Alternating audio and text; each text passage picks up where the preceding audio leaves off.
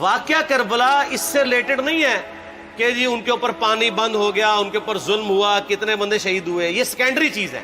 اصل چیز ہے کربلا ہوئی کیوں نبی علیہ السلام کی محنت کو 50 سال کے اندر اس لیول تک پہنچا دیا گیا کہ ہزاروں صحابہ زندہ ہیں اور نبی صلی اللہ علیہ وآلہ وسلم کی پوری اولاد ذبح کر دی جاتی ہے. ہم تو یہ کہہ نہیں رہے کہ کیسے ذبح کیا انہوں نے، آری چلائی تھی یا تلوار چلائی تھی، یہ تو واقعہ کربلا تو سب کو پتہ ہے، ان کی شہادت بھی سب کو پتہ ہے. جامعہ ترمذی میں حدیث ہے حسن و حسین جنتی نوجوانوں کے سردار ہیں اور ان کی والدہ جو ہے وہ جنتی عورتوں کی سردار ہیں. اور المستدل حاکم میں حدیث ہے حسن و حسین جنتی نوجوانوں کے سردار ہیں اور ان کے والد ان سے بھی بہتر ہیں. تو یہ تو ڈیفینٹ حدیثیں ہیں، یہ تاریخ تو نہیں ہے، نبی علیہ السلام کے فرامین ہیں. تو ان کی موجودگی میں ان کے ساتھ یہ کچھ کیا جائے تو ہم نٹی گریٹیز میں نہیں پڑھتے، ہم اس تھیم کے اوپر کہ یہ کون سی چیز تھی جس نے خلافت راشدہ کو ملوکیت میں بدل دیا، ہم اس تھیم کے اوپر بات کرتے ہیں. ہم کہتے ہیں چھوڑ دیں، بندے ہندے چھوڑیں. الٹیمیٹلی کیا نکلا ہے، کس کی وجہ سے ہوا ہے، وہ تو احادیث کی کتابوں میں موجود ہے. ہم کب کہہ رہے ہیں خفیہ کیمرے لگا گئے جی کس نے گولی پہلا تیر کس نے چلایا، یہ وہ ہم تو بتا رہے کس کے دور حکومت میں ہوا اور ان کا اپنا کردار کیا تھا، اس کو کس طریقے سے لا کے تخت پہ بٹھایا گیا. وہ ساری کی ساری چیزیں تو سامنے ہیں، وہ تاریخ کی کتابیں نہیں ہیں، حدیث کی کتابیں ہیں. اگر آپ کہتے ہیں کہ بخاری مسلم سے ہم نے صرف رفع الیدین کی حدیثیں لینی ہیں یا ایمانیات کی حدیثیں لینی ہے اور باقی جو بخاری اور مسلم میں آل امیہ کی بدماشیوں کو ننگا کیا گیا ہے وہ ہم نے نہیں لینی ہے، تو سر پھر آپ اپنے آپ کو کلیئر کٹ، پھر ہم آپ سے واقعہ کربلا نہیں ڈسکس کریں گے، حجیت حدیث میں بات کریں گے. آپ کو اپنے آپ کو منکرین حدیث کہنا پڑے گا. یہ آپ اسکروٹنگ کیسے کریں گے؟ اس سے بڑی بات مجھے یہ بتائیں کہ عظمت صحابہ بڑی چیز ہے یا عظمت محمد رسول اللہ صلی اللہ علیہ وآلہ وسلم؟ تو بریلوی یہی تو رونا رو رہے ہیں، وہ کہہ رہے ہیں جی قرآن میں تھوڑی آیات ہیں. آپ پھر مڑ مڑ کے پڑھتے ہیں قل انما انا بشر مثلکم، اس میں تو نبی علیہ السلام کی تنقیص ہو رہی ہے. تو ہم ان کو کیا کہتے ہیں کہ تنقیص مقصد نہیں، نعوذ باللہ، نہ ہو رہی ہے. آپ افضل البشر ہیں لیکن آپ کی سپیشیز بشر ہے، یہ ہم اپنا عقیدہ سمجھتے ہیں، وہ اس کو تنقیص شمار کرتے ہیں. تو پھر اس وقت آپ بھی بریلویوں کی بات مان کے تو یہ آیات پڑھنا چھوڑ دیا کریں. آپ کہتے ہیں نہیں آیات ہے کیوں نہ بیان کریں، تو ہم بھی کہتے ہیں احادیث ہے کیوں نہ بیان کریں. کہ صحیح بخاری میں حدیث ہے 2812 عمار کو ایک باغی جماعت قتل کرے گی، وہ جماعت دوزخ کی طرف بلا رہی ہوگی اور عمار ان کو اللہ اور جنت کی طرف بلا رہا ہوگا. اب اس کے نرغے میں جو آتا ہے وہ آئے، میں اپنے نبی سے ٹکر لے لوں آپ لوگوں کے منہ کا خیال رکھتے ہوئے کہ میں نبی علیہ السلام کو کہوں کہ آپ نے کیوں ایسی بات کر دی کہ مولا علی کے مخالفین کو آپ نے دوزخ کی طرف بلانے والی جماعت کہہ دیا. تو لیں آپ ٹکر، جائیں سیدھا دوزخ میں. اور تھوڑی جرت کریں، آپ یہ کہا کریں کہ اے اللہ، اپنے لیے کہا کریں کہ اللہ تعالیٰ آپ کا حشر یزید اور یزید کے آباء و اجداد کے ساتھ کرے اور اس کی اولاد کے ساتھ. ہم کہتے ہیں کہ اللہ تعالیٰ ہمارا حشر جو ہے وہ مولا حسن حسین، مولا علی علیہم السلام اجمعین اور اہل بیت کے ساتھ کرے، آمین. اور آپ میں تو اتنی جرت نہیں آپ یہ بات بھی کر سکیں کیونکہ ان کو پتہ ہے. تو نبی علیہ السلام کی احادیث کو بیان کرنے کو یہ سمجھتے ہیں کہ جی اس سے مصیبت کھڑی ہو جائے گی، تو اپنے آپ کو منکرین حدیث ڈکلیئر کریں. پھر حجیت حدیث کا مقدمہ ڈسکس ہوگا، پھر کربلا نہیں ڈسکس ہوگی. اور یہ ٹی وی پہ بھی آ کے مولوی بیٹھے ہوتے ہیں، سنیوں کے بھی شیعوں کے بھی، مڑ مڑ کے جی وہ یزید نے یہ کر دیا. وہ یزید نے کیا کیا ہے یار؟ وہ تو سسٹم کا نمائندہ بن کے آیا جو پیچھے سے خراب تھا. یزید کو لے کے بیٹھے ہیں، یزید یزید یزید یزید. بھائی پیچھے سے معاملہ خراب ہوا. اگر نہیں یقین آتا تو یہ بخاری مسلم کی میں نے آلموسٹ 200 سے زیادہ حدیث مین اسٹریم کی کتابوں سے اکثر بخاری مسلم جمع کیے، پڑھے. اور سر میں نے تو ان کو چیلنج دیا ہے، یہ حدیثیں پڑھ کے نا اپنے ممبروں سے صرف ان حدیثوں کی تشریح اپنی پبلک کے سامنے کر دیں. نہیں کر سکتے تو وہ لعنت کے مستحق تو ہو رہے ہیں حق چھپا کے، اور قیامت دن کے منہ پہ لگام ڈالیے. اور پھر مڑ مڑ کے کہتے ہیں نہیں جی وہ کچھ چیزیں خاص ہوتی ہیں وہ عوام الناس کے سامنے نہیں کرنی چاہیے. وہ صحابہ کرام بھی بعض کا ایسی باتیں پبلکلی نہیں کرتے تھے. میں نے اس کے اوپر بڑا ایک میرا کلپ ہے یوٹیوب پہ، مولا علی سے متعلق 5 جھوٹ، تو میں نے کافی ساری چیزیں اس میں ڈسکس کی ہیں. لیکن میں یہ کہتا ہوں کہ اللہ کے بندو، جو چیزیں نبی علیہ السلام نے منع کی ہیں بیان کرنے سے وہ تو ہم ڈسکس کر بھی نہیں رہے. میں نے آج تک آپ کو منافقین کے نام بتائے؟ آپ نے حذیفہ ابن یمان کو بتایا تھے نا آپ صلی اللہ علیہ وآلہ وسلم نے, صحیح بخاری میں آتا ہے. تو میں نے آپ کو بتایا, آپ رازدار رسول تھے, وہ ختم ہوگی بات. میں نے کبھی ڈسکس کی ہے؟ اگرچہ میں نے صحیح مسلم کی حدیث 7035 نمبر ڈسکس کی ہے کہ نبی علیہ السلام نے فرمایا میرے صحابہ میں 12 منافق ہیں, وہ کبھی بھی جنت میں داخل نہیں ہوں گے یہاں تک کہ سوئی کی ناکے سے اونٹ نہ گزر جائے, اور ان میں سے 8 ایسا ہے جس کی کمر پہ دوبیلا پھوڑا نکلے گا. میں نے آج تک آپ کو بتایا کہ کس کس کی کمر پہ دوبیلا پھوڑا نکلا اور اس کی موت اسی پھوڑے میں ہوئی ہے؟ بتایا؟ تو میں تو وہ چیزیں ڈسکس بھی نہیں کر رہا, میں وہ چیزیں ڈسکس کر رہا ہوں جو نبی علیہ السلام نے علامات النبوہ میں بتائی ہیں.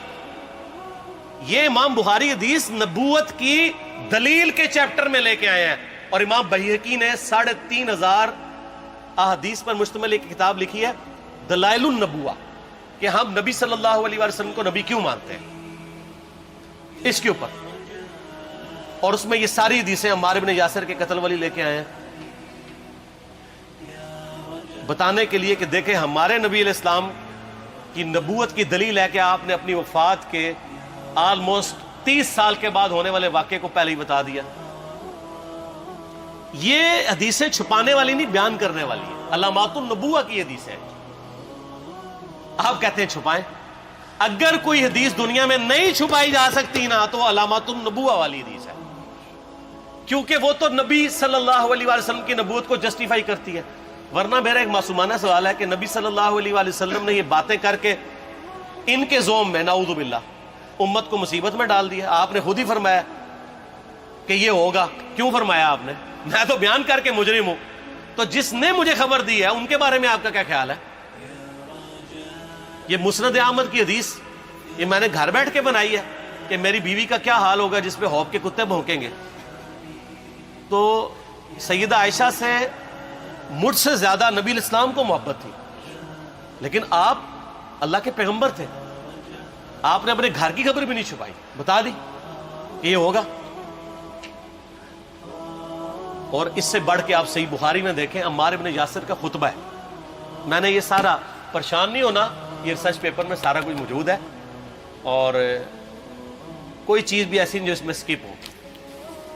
صحیح بخاری میں خطبہ ہے کہ عمار ابن یاسر کو مولا علی نے بھیجا کوفے میں. کوفے والے نیوٹرل ہو گئے تھے کیونکہ بصرہ سے سیدہ عائشہ آ رہی تھیں, اور وہاں پہ انہوں نے کہا نہ ہم سیدہ عائشہ کا ساتھ دیں گے نہ مولا علی کا دیں گے. تو عمار ابن یاسر کو تیار کرنے کے لیے, یعنی وہاں کے جو عوام تھی اس قتال کے لیے, مولا علی نے بھیجا.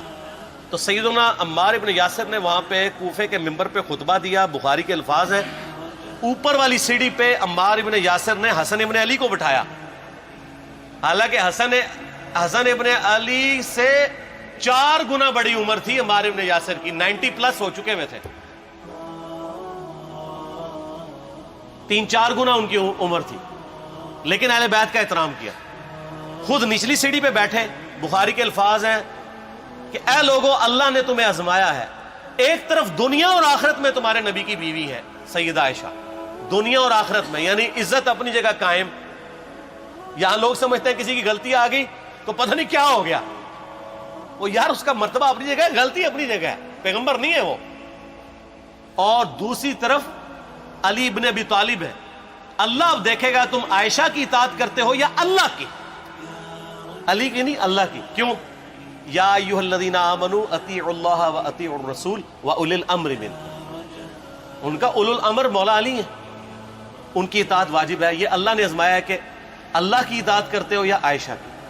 اور آپ حیران ہوں گے, یہ حدیث امام بخاری حضرت عائشہ کی فضیلت والے چیپٹر میں لے کے آئے ہیں. اگر امام بخاری مشورہ کر لیتے نا ناسبیوں سے تو انہوں نے کہا تھا سر آخری صحیح رکھو, پچھلے والا رہن دو, بلکہ پچھلے والا رکھو آخری والا رہن دو, کہ عائشہ دنیا اور آخرت میں. وہ حدیث گھڑنے کا میں آپ کو طریقہ بتاتا ہوں, کاٹ چھانٹ کرنے کا. وہ آدھی حدیثیں لکھتے ہیں نا, آدھی حدیث ایسے لکھتے ہیں امام بخاری کہ سیدہ عمار ابن یاسر نے خطبے کے دوران فرمایا کہ سیدہ عائشہ دنیا اور آخرت میں تمہارے نبی کی بیوی ہے, بس. لیکن امام بخاری نے پوری حدیث لی ہے, آگے وہ بھی ڈالا ہے کہ اللہ آزما رہا ہے کہ عائشہ کی اطاعت کرتے ہو یا اللہ کی، جیسے آپ کے علماء کر رہے ہیں. صحیح مسلم کی حدیث 6488 آدھی بیان کرتے ہیں سارے مولوی، بریلوی، دیوبندی، اہل حدیث سب.